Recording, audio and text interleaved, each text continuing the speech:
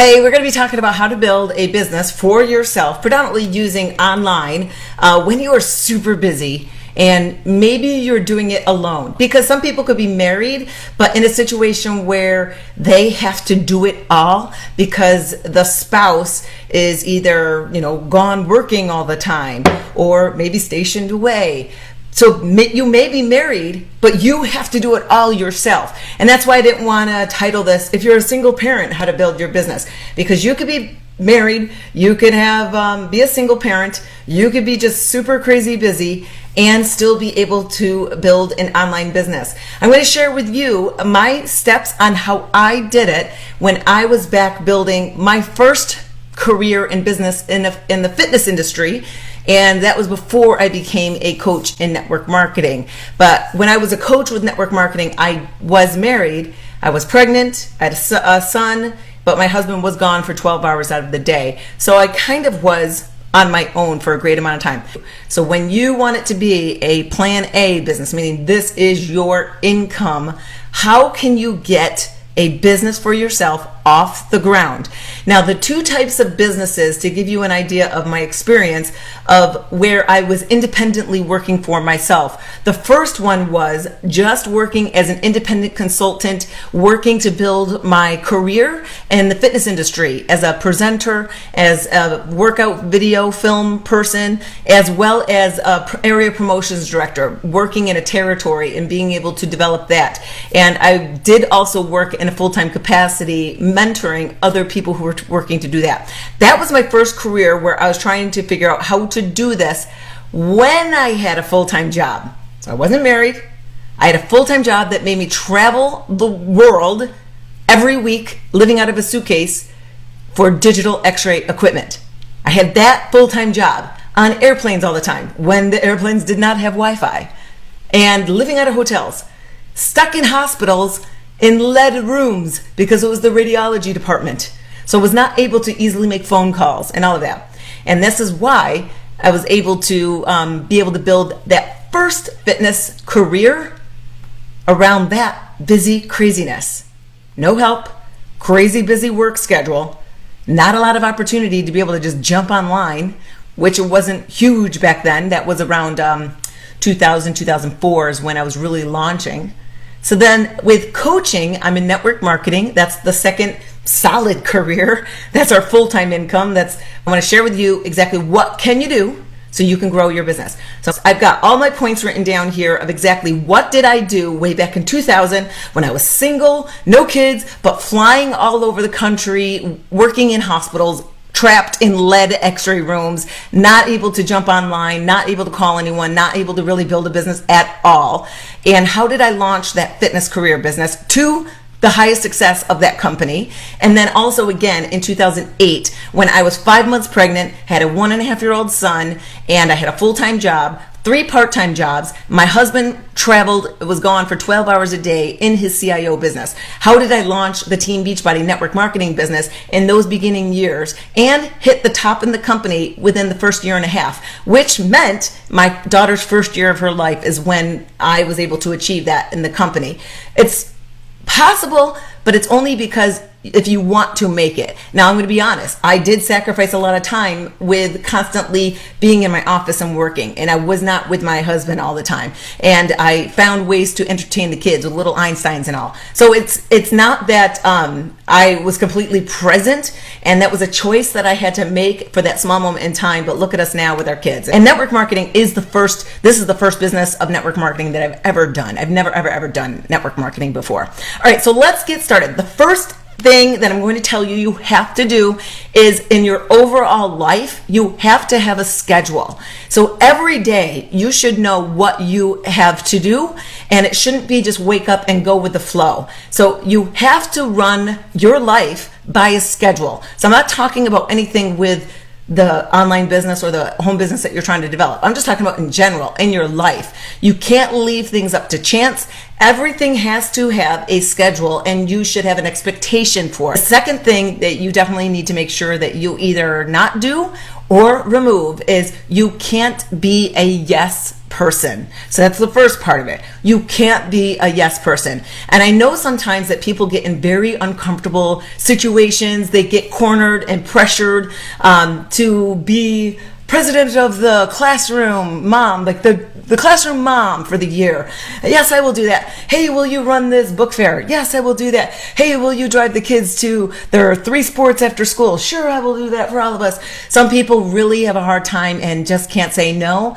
And you have to learn. You have to learn, because if you're constantly saying yes, and what you're saying yes to is pulling you away from your priority, whatever that might be. Is your priority your family? Is your priority growing a business for yourself? So if you're saying, yes, I'll drive the team, a soccer team around after school, you're driving. You can't effectively do anything for business because you got a car full of crazy kids who want the movie changed, who want snacks, who want water and all that stuff.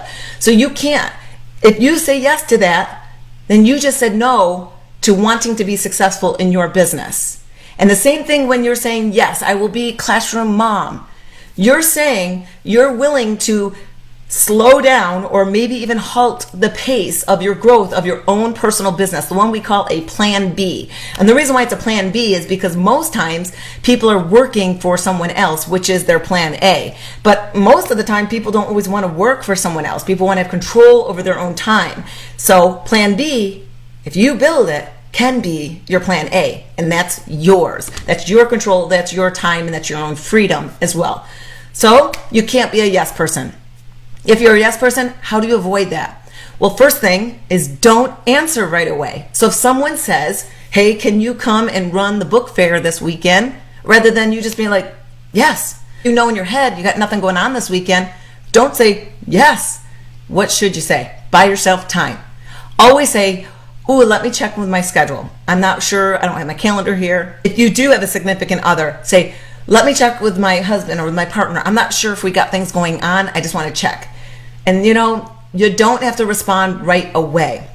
And another way about it is saying, I don't want to hold you up by having to check with my husband. He's out of town right now and I'm not sure I'm going to be able to get in touch with him. Just feel free to ask someone else because I want to make sure that you get this covered. So you're not being the bad guy by saying, I got to check things. You're being the good guy because you don't want to, first of all, overextend yourself so that what you agreed to do is going to be compromised for quality. Because if you're overextending yourself, you're going to have quality be suffering because something is going to give. Something is going to give. Your attention is going to be elsewhere. So buy yourself time and never say yes. Even if I got nothing going on or I'd love to do that. Pause. Just pause and tell them you'll get back with them. That's the easiest way that you can decrease being the yes person. And always look at what is in front of you. So say it's a brand new opportunity, something you've been dying to do, but now your life has kind of changed a little bit and you're really working on something that should change your life eventually. But now this new opportunity where you get to be on the float of the school parade or whatever it is, and you've always wanted to be on the float and you're now finally being asked. Well, all that time and obligation to practice and show up for all those multiple practices and dress rehearsals and costumes and all that time you're going to be giving there now is going to take away from what you're wanting here. So what does that really do for you? Yeah, it's cool.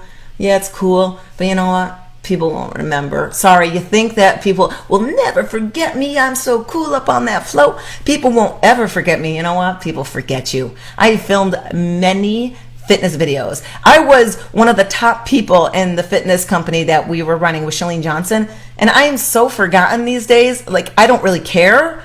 But I'm so forgotten. There's so many people that have no clue who I am. So I don't care whatever accolade or whatever the heck you want to get. It's a moment in time. Sure, you'll get it, but it's going to be forgotten. So if you're doing it for accolade and for your ego, I'm sorry, it's going to just fade. And then what do you have to do to stay back up there? You have to work your tail off super hard trying to achieve some other top thing so that you can be seen again. Does it really matter? Does it really apply to the big goal at the end where you want control over your time? You want control over your time and income, just freedom of choice. What do you want to do? Do you want to hang out with your family more? Do you want to be there when your kids are home? Do you want to just schedule a vacation where you don't have to save and plan and then get the most discounted hotel, where you can just go when you want to go and not be silly with money? I don't think you ever should be silly with money. That's just me, though. I'm a frugal girl. But I don't think you should be silly with money, but you just want to have that freedom. That's where you really just feel good, because you just have that freedom to do what you want to do. And that could mean multiple different things. That's the first part. The second part of when I'm saying don't be a yes person, the second part is you have to remove something off your plate right now. So there's something on your plate. And I always use this little analogy. At Thanksgiving dinner. So Thanksgiving dinner is one of my favorite meals. We go to my sister's house in New Jersey, and her and my brother-in-law, they cook everything. We don't have to cook a single thing, and they just do an amazing job. I love everything that they cook. And so when it's time to eat, we all get our plates. And I'm not one of those dieters on Thanksgiving. I really hate it when people say diet and have diet turkey and diet mashed potatoes, diet. No, it's one day, live it up. Like, it's going to be fine. It's going to be fine. But I go and I load up my plate and I get everything, boom, boom, boom. And it's like seriously toppling. But then as I'm about to walk to the table, I realize I didn't get cranberry sauce. And one of my favorite things is the jelly can cranberry sauce, from like Ocean Spray. Not the kind with the chunky cranberries in it. Yuck. No. Cranberry jelly. Oh, I love it. It's so bad for you, but I love it. And I've got a plate full. What am I going to do? What if I don't get it? This long line is going to take it all. There's going to be none left for me. I need that right now. Can I just add that on top? Can you? Well, that cranberry sauce is going to ruin all that turkey and mashed potatoes. You can't do that. What do you got to do? You have to sacrifice. You have to edit something on that plate that you really wanted, but you're going to take off so that you can put the cranberry sauce in that place. Same thing with your schedule right now. You're doing a lot of things right now that's probably not necessary. And you're probably doing some things where you think that you just can't give it up because no one else can do it better than you. But yeah, you can. And one of the examples is when my husband and I first started dating. I moved in with him into his apartment in Rochester, New York.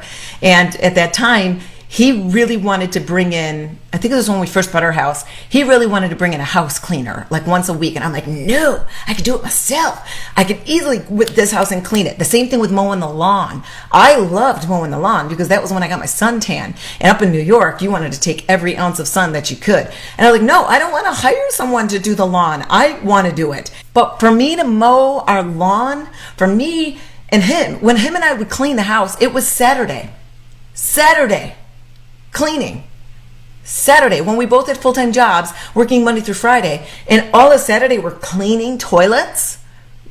That's stupid, because that's time where we could have been off doing something joyful with each other or whatever point in life we were. Same thing with mowing the lawn. Even though I like to get sun, for me to spend an hour or two to mow the lawn, even though I liked doing it, I liked the sun, that's an hour or two of my time where I can effectively been building in my business. So how much is your time worth? And that you're just giving up because you think I can just do it. No one can do it as great as me. And I'm one of the guiltiest people for that, because I am a control freak and I like to move quick. And sometimes when things just aren't going as quick as they should, or if I have to explain things too many times again and again, and there's errors and I'm just like, let me just effing do it. I just want to do it. But you sometimes just have to let it go. And when you do, it removes out of your brain and you've got so much more space to be able to do what you need to do. So think about what you're saying yes to right now that you may even love, but you have to give it up. And I did. When I was building this business in my beginning years, I was working a full-time job. I was the national promotions director for Powder Blue Productions. I managed over 60 presenters and entrepreneurs, launched them in their territories, and managed them, training them, and scheduled all their events. I was busy. That was a 24/7 job, because whenever they had a moment to do that job, they then would contact me. So I was at like their beck and call, because that was my full-time job. They were trying to build it in between whatever else they had going on. And then when I started building this Beachbody network marketing business, I was growing it. As I said, the first year I got it to the highest that you can in the company. I had 2 major businesses, and my mentor suggested that I quit her company. Chalene Johnson is my mentor, my friend, and I fought her tooth and nail, crying, mad at her, hanging up the phone, saying she just wants me out of this position so someone else could have it. I was mad. I didn't see past myself, first of all. But what I really didn't see, because I was too proud, I was way too proud, because I have this work ethic where I can just do it all. I can do it all. Don't tell me I can't, because I will work to the bone to prove to you that I can. And that's what I would do. I was doing that in her job with all those presenters, and I was doing it with the Beachbody business. And guess what? Something's going to give. And I realized that because my emails to people were getting short. I can't help it. I'm kind of a to the point kind of person. I don't really think of the need of, beating around the bush. If people want to know an answer or question, I just answer. Here's your information. If you want success, here you go. That's what I would do. But because I was short on time and I had to just answer emails and get people the information they needed, my response wasn't always as warm. It wasn't mean. It was just to the point, which in reading emails or text messaging can seem cold. So something was giving, and guess what was giving? People didn't like me. They really hated me. They didn't even want to talk to me because they knew that I was going to be short and to the point. And that was happening in both businesses. And it created this reputation, and I'm still fighting it to this day. People think that I'm aggressive and mean and no excuses that you better do or I don't talk to you, because of that foundational years where I was squeezing so much out of myself, spreading myself too thin, and I was too short, just trying to get the jobs done. And it was hurting my relationships, and it's hurt my reputation, which thankfully I'm so glad for Snapchat, because I think people can really get to know me as a person like my friends know me. Like my friends know me. They see the stupid side of me there, because I need to really let people know that, what, that's a perception. And are you doing that? Because I was hurting my businesses. Something's going to give, guys. You got to give something up. And I had to quit Chalene's job, no matter that I thought that it was going to cut the relationship for Chalene and me forever. Because I thought that job was the only string that we had, that if I left it, that was going to separate our relationship as well. And it didn't. We only grew a ton closer because I'm honoring my priorities. And that's who she values in life. People who aren't faking it, pretending like they're doing something for their priority, but then completely doing the opposite. So think about those things. Here's the next step. Create systems that everyone knows and follows. So what would I mean by that? There has to be systems of order in your household, in your job, and in your errands. All of that has to be systematized. And here's some example of what you could think about that needs to be systematized. Is there an expectation or a system that is followed for homework? So obviously homework is a big, huge thing. Our system is I don't do it. The kids know it. And I get scared every time I have to do it, because I have to challenge myself to remember what words are. And I even have to Google. I'm like, what the heck is a parallelogram? I can't remember what that is. And I have to Google this stuff. And I'm so panicked with telling my son that an answer is correct when it could be wrong. It's really hard these days. I don't do homework. My husband does. The whole system is he does the kids. He takes them to school, he picks them up, and when he gets them right home, then it's homework immediately. He's got that whole system. The kids know it. There's an expectation. What about shopping? What is the expectation and system for your shopping and errands that you run? Do you have a system of multitasking? So if I'm taking my daughter to gymnastics, I will not sit in that viewing room area where there's kids running around and parents talking wicked loud. I just won't do it anymore. And I sit in my car for the hour. And in that 1 hour, I can do strong business activity because I'm not distracted, because I think I have to be squeezing my head looking at my daughter through the glass. I'm barely able to see her from across that gym. And she appreciates, that I'm there and taking her there, but it's illogical for me to be up in that nut house up there. It's stupid when I could be focused in my car I can do what I need to do, or I'll do phone calls, or I'll do a live stream. It's whatever needs to get done, I can do it. So multitasking, when I sit there at karate, when I'm not doing it, of course, but when my kids are doing it, I will sit there on my phone and I edit the content that will go up on my social streams. So I'm constantly multitasking and share kid activities. Again, don't feel that you need to always drive your kid around. If there's neighbor kids that you guys are all going to the same places anyway, why don't you guys divvy that up so there is some free time for you to be able to be by yourself to be able to get things done. All right, next thing. Now this one might seem a little harsh, but I'm just going to say it out loud. With your current profession, so your plan A, the one where you're working for someone else, where you're under their time, their vacation that they tell you when you can take it, and their payroll, this is what I'm saying.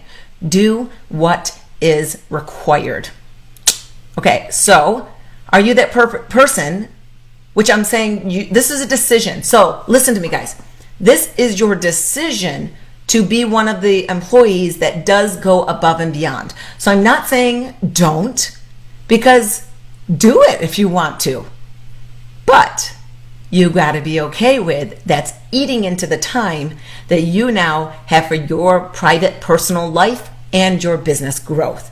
So with doing what is required, I'm not saying be a bad employee. I mean, you be the best, strongest, highest, quality employee possible in the time that you're supposed to be there. But if you're constantly that person where you only get paid to 5 o'clock, but you stay and finish up projects and go around and make sure everyone's desks are nice and clean, or go and do extra work on the computer, or decorate for the holidays till 6, 7, 8 o'clock, that's your choice to go above and beyond. And because you're choosing that, you have to be okay that you aren't building your business.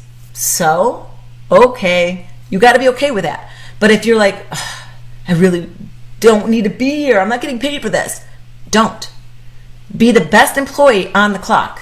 But when you're off the clock, that's your choice if you want to go above and beyond.